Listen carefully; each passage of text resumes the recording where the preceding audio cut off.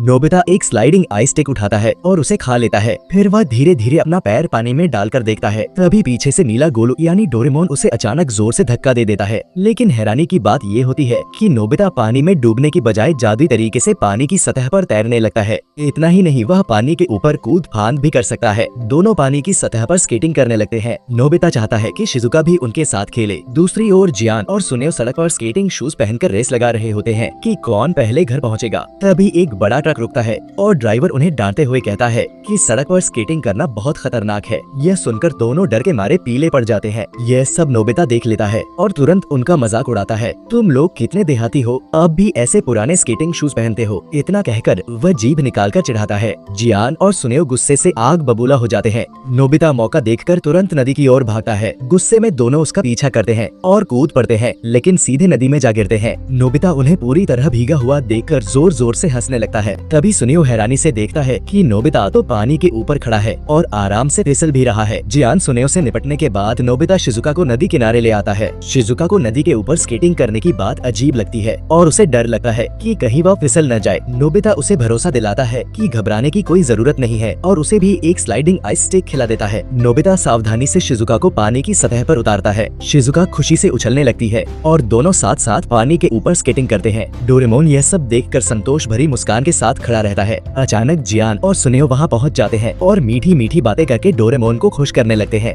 Doraemon जैसे ही sliding ice stick निकालकर नियम समझाने लगता है, जियान झपट्टा मारकर उसे छीन लेता है। वह स्टिक को दो हिस्सों में तोड़कर सुनेओ के साथ दोनों टुकड़े एक साथ खा लेता है। डोरेमोन की आंखें डर से फैल जाती हैं, लेकिन जियान सुनेओ को कोई फर्क नहीं पड़ता। वे नदी में कूद जाते हैं और जोर शोर से स्केटिंग की होड़ शुरू कर देते हैं। उनकी मस्ती इतनी ज्यादा होती है कि नदी में बैठे प्रेमी जोड़े डरकर भाग जाते हैं। यहाँ तक कि जब नोबिता और शिजुका बैडमिंटन खेल रहे होते हैं, तब भी जियान सुनेओ जानबूझकर टकरा जाते हैं। नोबिता परेशान होकर रोने लगता है, लेकिन दोनों रुकने का नाम नहीं लेते। वे नदी में कुश्ती जैसा खेल खेलने लगते हैं और जियान एक जोरदार थ्रो मारकर सुनेओ को पानी में गिरा देता है। जैसे ही सुनेओ पलटवार करने वाला होता है, तभी मछली पकड़ रहे एक आदमी उन्हें डांट देता है। जियान शिकायत करता है कि यह जगह बहुत छोटी है। डोरेमोन को तब एक शानदार आइडिया आता है। वह कहीं भी दरवाजा निकालता है और सबको समुद्र किनारे ले आता है, क्योंकि समुद्र से बड़ी जगह और क्या हो सकती है। चारों बच्चे और डोरेमोन खुशी खुशी समुद्र की ओर दौड़ते हैं। वे लहरों के साथ कूदते फांदते हैं। हालांकि जियान और सुनेओ को बड़ी लहरें रोक लेती हैं। थक जाने के बाद सब बैठकर समुद्र के नीचे की खूबसूरत दुनिया देखने लगते हैं।